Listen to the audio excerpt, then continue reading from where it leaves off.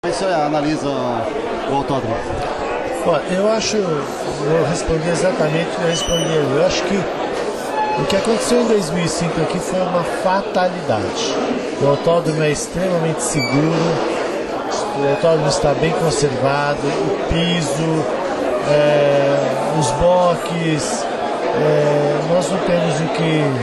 Eu acho que de todos os autódromos que nós andamos, esse está entre os 4 melhores. Como é que você analisa a questão de estar na liderança do campeonato também? O que está acontecendo? Estar na liderança do campeonato é sempre bom, né?